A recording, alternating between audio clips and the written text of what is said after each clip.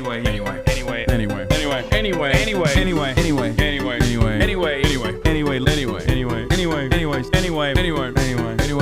love you all. What's going on, everybody? I hope everyone's having a fantastic evening, afternoon, pre-noon, no matter where you are in the world. I'm Hassan Piker in this house, and I'm broadcast coming to you live from sunny California, Los Angeles, folks. We're live and alive, and I hope all the boys, girls, and MBs are having a fantastic one, because today's a beautiful day. Today's a wonderful day. Today is Thursday. It's Thirsty Thursday, folks. It's Thursday, October 30th, 2025. Bro, your uncle went off on Stephen Miller's wife on Piers. I saw this. This was fire. Jank cooked her. Absolutely cooked her. And she had no response. Uncle Chunk Weigert absolutely toasted her ass. And she just kept going, oh, this is anti-Semitism. This is anti-Semitism. That's it. That's all. She had one move, which is so funny because, like, you came about in the most, like, anti-woke wave. Okay? You came into power with the most, like, anti-woke wave of all time. And instead of abiding by that principle of anti-woke, now we've gotten to a point where in the United States of America, the only woke thing that is permissible, no more identity politics unless you are cynically talking about Jews and anti-Semitism in defense of Israel. That's it. That's the only time we're supposed to act like we give a shit about identity politics. You can say whatever the fuck you want about everybody. You can say whatever the fuck you want about even Jews, as long as they're anti-Zionist Jews, right? But God forbid you say anything about the holy nation of Israel, the best nation of all time, the most moral nation. That's the only time where you're like, you need to be silenced immediately. Is Katie Miller even Jewish? I don't know. I mean, I know Steven is. I don't know if she is. Not that it fucking matters, because Jake's not saying anything anti-Semitic. What's alarming to me about MAMDANI are his policies. And if we're going to talk about that, I feel like I can pontificate on it. But with regard to him being Muslim, I go back to, again, who cares? And people should stop calling that out. It's wrong. So listen, he said a lot of things that I don't like. This is America. He's allowed to say those things. I go back to what I wish people would attack him on specifically are his policies, because that's where I believe he has exceptional vulnerability. Yeah, that's right. What you should do instead is constantly talk about how, no, better things are not possible. And everyone is a stupid child for thinking that you could get fast and free buses. How dare you?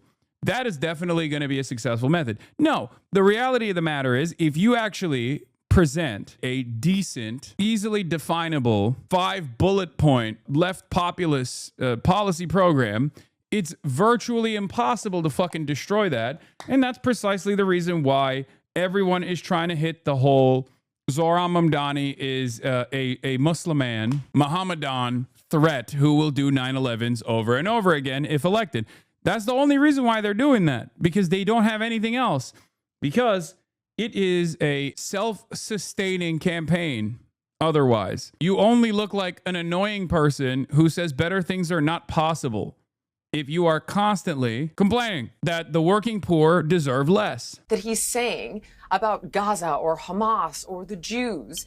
Don't double down by saying those things about him being Muslim. That's my opinion. He's never said anything about the Jews. We should just be clear about the fact that he's never said anything about the Jews. That's true. He has not. It's just a phrase that gets imposed on him because people can't find anything. Yeah, but that's not saying anything about the Jews. Whatever his views are on Hamas, that's a completely different conversation. We should just use words carefully and to be like, if we're going to have a constructive discourse, it's important not to put words in other people's mouths. So anytime you hear Mamdani and you hear the phrase, the Jews followed by it, that's typically a smear, because Mamdani has never expressed any views that are anti-Semitic. If his political views about Israel and Palestine are problematic, let's debate the merits of those without suggesting that he's saying something about the Jews when he never did. I was going to say he has a rap song where he celebrates the Holy Land Five, who, have gone to jail for sending millions of dollars to Hamas. How do you think that would make a Jewish person feel? What is this? Like, why does everybody who defend Israel sound the same? There's always this, like, incredibly whiny tone. Like, oh, why won't you let me say you are a Mohammedan? It's always like that. It always feels the same way, like the Israeli SNL. It transcends national boundaries. It's so fucking crazy. I'm not talking about the accents, right? I'm talking about like this performative outrage that everyone who defends Israel has to engage in. And you'll see it like fucking Katie Miller says, it takes the exact same tone of voice. Piers, this is really important. It's not that the American people are Islamophobic. It's that American media, mainstream media, and almost all the Israeli supporters are the most bigoted, racist people in the country. True. They despise Muslims. All they do is smear Muslims 24/7 while pretending that they're concerned about bigotry, but only when it affects their beloved Israel.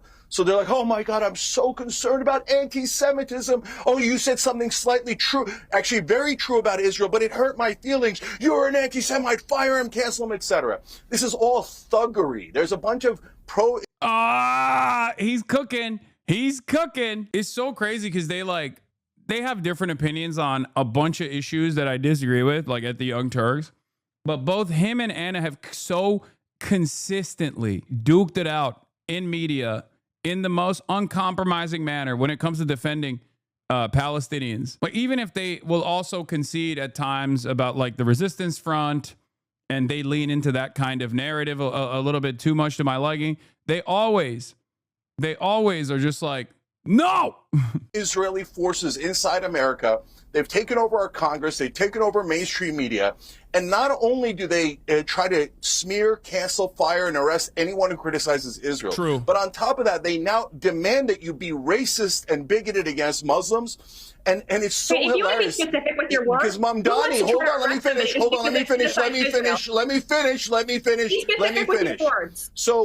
let me finish. So now they go, okay, even though Mamdani has never said anything anti-Semitic, nothing against Jews, and even though the majority of Jews, according to polling, are supporting Mamdani, 67% of younger Jewish Americans in New York, that's under 45, are supporting Mamdani, we're going to lie anyway, and we're going to say, you know what, he's a dirty Muslim, and you should hate him for supporting Muslims. And that's what almost all of the Israeli supporters are doing, almost all of mainstream media, and that sick, disgusting Andrew Cuomo, who's as bigoted as it gets. Woo! Smoked them. Why is it that every time someone wants to criticize Mamdani, it immediately comes back to the Jews and the anti-Israel movement instead of actually talking about his viewpoints, which is that he wants to make Jews. Yeah, there it is. There it is. Defending Palestinians means that you are going to encounter Zionists out in the wild, okay? And talking to Israel defenders on any issue is always like arguing with a schizophrenic girlfriend that has a bipolar borderline personality disorder, where like, not only, no disrespect to the BPD girlies, okay? I love you all. But it just kind of feels like is gaslight, or boyfriend, for the record. BPD boyfriend, not just girlfriend. I didn't want to come across as sexist here. But like, it just straight up feels like you are dealing with someone who just does not want to engage with reality, who will gaslight you into oblivion. On the one hand, they will literally be like, Zoran is Mohammedan, is gonna do 9/11 over and over and over again. And then you go, he's never fucking said anything of the sort. Like, what are you talking about? Then they'll say, Zoran is going to kill all the Jews, or Zoran is going to be terrifying to the Jews. And you're like, but he's never said anything anti-Semitic. And then they turn around and go, excuse me, why are you making everything about Israel? And it's like, well, I don't know, because you keep fucking talking about it. You keep talking about it nonstop. What do you mean? I don't want to talk about it. I want to talk about fast and free buses. Shut up. You keep bringing the fucking convo back to this. And then you try to gaslight me mid-convo. You haven't even finished talking about how Zoran is going to kill all the Jews in New York or some shit. A ridiculous fucking smear tied to absolutely nothing. And I can't even get a fucking word in edgewise and counter to that without you going, excuse me, why are we only talking about the Jews and the Muslims here? It's like, well, you are the one who's bringing it up. What the fuck? Andrew Cuomo made this his formative campaign strategy. He literally was like, I'm going to spam how much I dick ride Israel into oblivion. I am going to show people how much Zoran is anti-Israel, even though he don't want to talk about that shit at all. And then when he realized, oh, fuck, people actually don't fuck with Israel at all. Oh, no, what a failure. I just lost the primaries. He now turns around and goes, why is Zoran always talking about Israel and Gaza? It's like, I don't know, bitch, because you keep bringing it up. You just said it. You always do that. We say Israel, you say Jews. We say Israel is a government. Please don't make it about Jewish Americans. And you come back and go, you have to make it about Jewish Americans. What's wrong with you? What's wrong with you? What's wrong with you? State, yes or no? Yeah. First of all, okay, so Saudi Arabia is a Muslim state, and you can criticize it all day long, all day long. There's no special protection because for what you're doing is you're decoding language that to calls themselves American a Jewish state or a Muslim state, and to say that state. we should not be here and we should not be in existence, and that you would be happy for other people like Mandani to use it. I want Israel to be safe. Nothing of the sort. Nonsense. You're totally lying. It's very normal for a Miller to be completely and utterly lying. That's not true. We want Israel to be a safe haven for Jews. For those of you who don't know what he's talking about Stephen Miller. This is Katie Miller, Stephen Miller's wife. But as soon as he says totally normal for a Miller to be lying, she goes alt mode, okay? It's so obvious what he's talking about there. He's talking about you and your husband both are fucking liars. But she turns around, and I didn't even know, is Miller a Jewish last name? By the way, it's not, right? It's very obvious what Cenk is saying here, which is, you know, you and your husband are both liars, which is true. Stephen Miller is a fucking liar, and so is Katie Miller. But she turns around and goes, wow, anti-Semitism. 67 borders, but you guys say, no, more Palestinian land. Take Gaza, take the West Bank, take southern Lebanon. Your greed knows no bounds. And by the way, you and your husband are supposed to be working for America, not for Israel. I think you're betraying this country. All right, Cenk, let Katie. No, Piers, quite frankly, I'm really sick and tired of this racist, bigoted rhetoric that comes from people like you. Racist, bigoted rhetoric. Racist, bigoted rhetoric to the wife of one of the most powerful fascists on the planet. How dare you? How dare you engage in such racist, bigoted rhetoric talking about the immigration czar and the immigration czar's wife, who somehow also is a part of the fucking admin for some weird reason. Against my husband, against my family, and my children. I am raising Jewish children in this country. Who brought your children into this? What a weirdo. Piers, I'm going to be done with this if you're going to allow racist and bigoted attacks against one of your commentators just for the sake that he will not hang on. speaking. Casey, to be clear, Casey, to be clear, he inserted a line that says the Miller's lie. Is that not coded language for therefore we are Jewish? So woke. I love this, bro. It's so stupid. Maybe it's because these guys haven't had a lot of time in the woke Olympics that they just like try to haphazardly slam it into every conversation. It is hilarious to see like Nazi woke scolds, right? She has not spent enough time in the woke minds like we did. So she doesn't know when and where to like actually push on this. So she's like, wow. You are engaging what all of the lesbian English lit majors call a microaggression. Like, what are you saying? Because like, even though it seems like if you listen to this administration, the only type of IDPOL that is always allowed, and the only type of IDPOL that we should care about is anti-Semitism. It doesn't even work in this situation because like he didn't even say anything anti-Semitic.